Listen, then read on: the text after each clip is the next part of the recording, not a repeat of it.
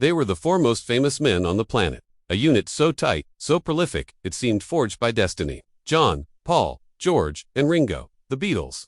The world saw them as brothers in arms, a perfect creative democracy that changed music and culture forever. But that image, like so many carefully crafted myths, hid a darker truth. It was a story of simmering resentment, of ego, and of a quiet, persistent battle for creative survival. While the world saw four brothers, behind closed doors, one of them felt like he was slowly being suffocated. And the person he felt was most responsible was the very man he once looked up to the most. This isn't a story of simple disagreements. This is a story of a deep resentment that festered for years, a power struggle that pushed one Beatle to his absolute limit, and a conflict that ultimately fueled some of the greatest music of the 20th century. This is the story of how the quiet Beatle, George Harrison, came to resent the man who had once been his idol and mentor, Paul McCartney.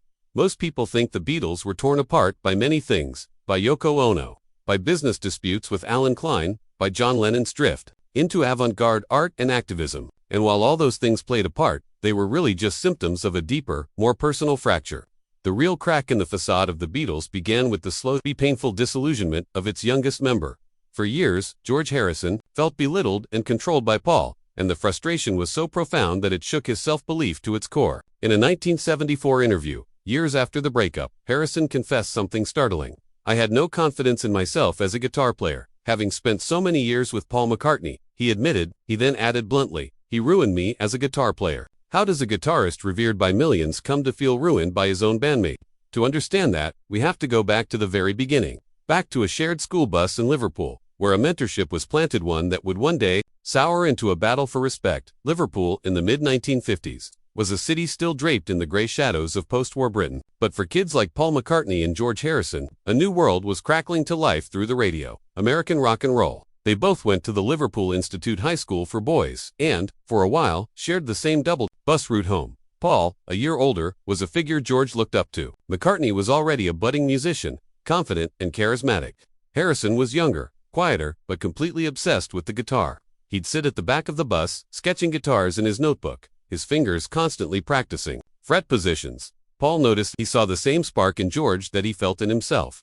Their friendship was cemented over scratched-up records and shared guitar licks. Paul was the one who could show George the proper fingering for a B7 chord, a notoriously tricky one for beginners. It was Paul who, recognizing George's talent, championed him to a skeptical John Lennon, who at first dismissed George as just a bloody kid. Paul persisted and arranged for George to audition for John on the top deck of a bus, where George flawlessly played the complex instrumental Raunchy. That was it. He was in those early days. The dynamic was clear. Paul was the mentor, George the eager apprentice. This hierarchy made perfect sense at the time. Paul and John were a creative force of nature.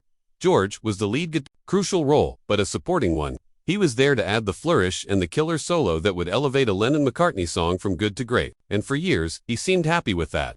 He was in a band with his heroes, on a fast track out of a predetermined life of manual labor. He owed his spot, in large part, to Paul's endorsement. But here's the thing about apprentices. Eventually, they're supposed to become masters. The trouble starts when the mentor can't, or won't, see that transformation.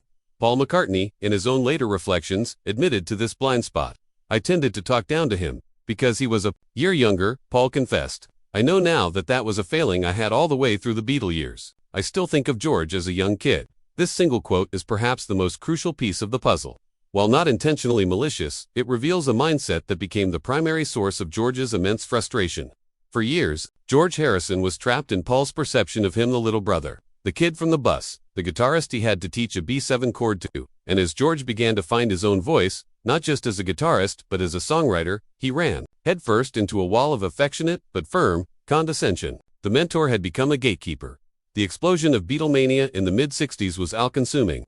The creative engine was, without question, the Lennon-McCartney partnership. Their names became a brand, solidifying their dominance. In this frantic environment, George's first forays into songwriting were tentative. His first solo composition on a Beatles album was Don't Bother Me, from 1963. The title alone seemed to betray a sense of insecurity. For the next few years, his songwriting contributions were scarce, just one or two songs per album. He was developing his craft in the shadows, while the Lennon-McCartney juggernaut rolled on. The turning point came around 1966 with the album Revolver. George's discovery of Indian music and philosophy opened up entirely new possibilities. On that album, he contributed 3 distinct and brilliant songs: the biting, social commentary of Taxman, the Indian-influenced Love You To, and the psychedelic I Want to Tell You. He had truly arrived as a third creative force. You would think this would change the dynamic, maybe elevate him to an equal footing. It didn't. The unspoken rule seemed to be that George was allowed a quota of 1 or 2 songs per album. Imagine the frustration. George was entering his most fertile creative period, yet he felt like he was being rationed. He would bring his songs to the sessions, only to have them met with polite indifference or pushed aside. In an interview, Harisson laid the dynamic bare. My problem was that it would always be very difficult to get in on the act, because Paul was very pushy in that respect. When he succumbed to playing one of your tunes, he'd always do good, but you'd have to do 59 of Paul's songs before he'd even listen to one of yours. This wasn't just about getting songs on an album, it was about respect. While John could be dismissive, Paul was a meticulous, and often controlling, force in the studio. A musical prodigy who could play almost any instrument. He had a clear vision for how a song should sound. This could be a huge asset, but it could also be incredibly stifling. Harisson felt this acutely, not just with his songwriting, but with his guitar playing. Paul, a fine guitarist himself, would often dictate solos and parts to George. The infamous argument over Hey Jude, where Paul flatly rejected George's idea for a countermelody on guitar, is a classic example. To George, it was a constant undermining of his musical identity. He felt like a session musician hired to execute Paul's vision. Harisson later described the feeling as being trapped. Musically, it was like being in a bag and they wouldn't let me out. He stated, the conflict musically for me was Paul. This feeling of being in a bag is a powerful metaphor for his experience. He knew his own potential, but within his own band, he was being contained. By 1968, the unified front of the Fab Four was crumbling. Their trip to India, initiated by George, was meant to be a spiritual retreat but instead highlighted their diverging paths. They returned to record their sprawling self-titled double album, known as the White Album, and the sessions were famously tense. It was less a band recording an album and more like 4 solo artists sharing a studio. This was the environment where George Harrison's frustration truly boiled over. He was writing some of the best material of his career, yet the struggle for recognition continued. The most glaring example from this period is arguably one of the Beatles' greatest songs, While My Guitar Gently Weeps. George brought the song to the band, but it was initially met with a lukewarm response. Frustrated, George took a radical step. He invited his friend, the undisputed guitar god Eric Clapton, to play the solo on the track. This was a seismic move. The Beatles had a strict no outsiders policy. Bringing in Clapton was a passive-aggressive masterstroke, a clear statement: if you won't respect my song, I'll bring in someone you can't possibly ignore. The effect was immediate. With Clapton in the room, everyone snapped to attention. The strain of these sessions was immense. George's then-wife, Pattie Boyd, saw the toll it was taking on him. The Beatles made him unhappy. With the constant arguments, she recalled, they were vicious to each other. He would come home from recording and be full of anger. Boyd pinpointed the core of the issue, saying George saw Paul as difficult. They would tolerate each other, but I think George basically didn't like Paul's personality. This personal dislike may have found its way into his music. On another of his White Album tracks, Savoy Truffle, Harisson might have taken a veiled shot at Paul. The song is primarily about Eric Clapton's love for chocolates, but a key couplet has raised eyebrows for decades. You know that what you eat, you are, but what is sweet now turns so sour, purr. We all know Obladi Blada, but can you show me where you are? Obladi Oblada was Paul's song, a track that John and George particularly disliked, viewing it as what Lennon called granny music, while Harisson never. George, visibly irritated, finally snapped. His voice was quiet, laced with years of resentment. Okay, well I don't mind, he said with a sarcastic edge. I'll play whatever you want me to play, or I won't play at all if you don't want me to. Play whatever it is that'll please you. I'll do it. It's a devastating moment, the sound of creative death. The final straw came on January 10, 1969. Following another argument with Paul, George Harisson had enough. He calmly packed up his guitar, turned to the others and said, I'm leaving the band now. See you round the clubs. And with that, he walked out. In the anthology documentary, George later explained, I thought, what's the point of this? I'm quite capable of being relatively happy on my own, and I'm not able to be happy in this situation. I'm getting out of here. That very same day, bursting with anger, George went home and wrote a song. Wah wah. A wah is a guitar pedal. But for George, it became a metaphor for the headache-inducing atmosphere he had just escaped. The lyrics are a direct cry of pain. You're giving me a wah. He was writing about the you giving him this psychic noise, and there was no doubt who that you was. The song was a visceral response to Paul and the toxicity of the Twickenham sessions.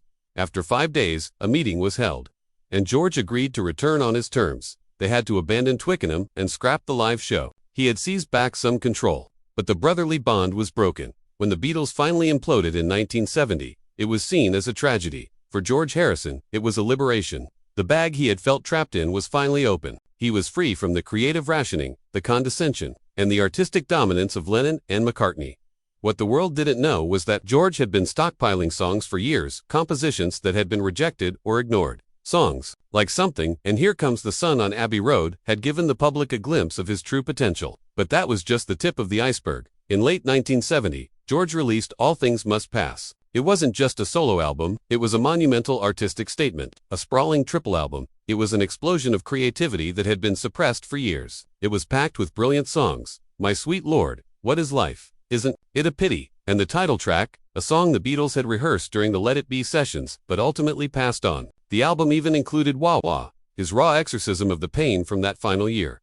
The album was a massive global success, dwarfing the initial solo releases of both John and Paul. His single, My Sweet Lord, went to #1 worldwide, making him the first ex-Beatle to achieve that feat. The success was the ultimate vindication. It was undeniable proof that he was not just a supporting player, but a major creative force. In the years that followed, his feelings about Paul remained complex. When asked if he'd ever form a band with Paul again, his answer was telling. Paul is a fine bass player, but he's a bit overpowering at times, he said. To tell the truth, I'd join a band with John Lennon any day, but I couldn't join a band with Paul McCartney. It's nothing personal. It's just from a musical point of view. The memory of being overpowered was too strong. The word hate is a strong one. While it captures the depth of the resentment, the reality was more nuanced. Did George truly hate Paul McCartney? The evidence suggests no. He deeply resented Paul's controlling behavior and his failure to acknowledge his growth. But underneath it all, a complex bond remained. As the years went by, the sharp edges of their conflict began to soften. They were forever linked by an experience no one else on Earth could ever fully understand. John Lennon's tragic death in 1980 was a devastating blow that put their own conflicts into stark perspective.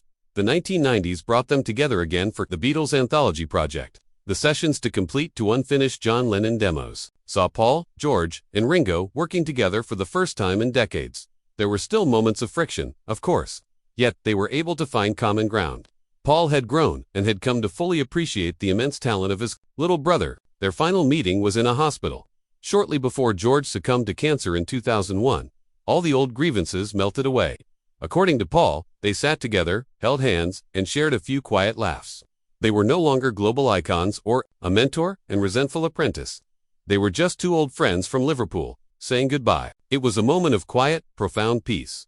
The conflict between George Harrison and Paul McCartney wasn't about simple hatred. It was a deeply human story about the struggle for identity and the pain of feeling undervalued. George didn't hate the man, he hated the box that man had put him in. His long, difficult journey out of that box is a testament to his quiet strength and an indelible part of the complex, beautiful, and ultimately heartbreaking story of the Beatles. So, the quiet Beatle wasn't always quiet out of shyness, but often out of pure frustration. His conflict with Paul McCartney was the defining struggle of his creative life, a fight for respect that pushed him to walk away from the biggest band in the world, and in doing so, find his own powerful voice.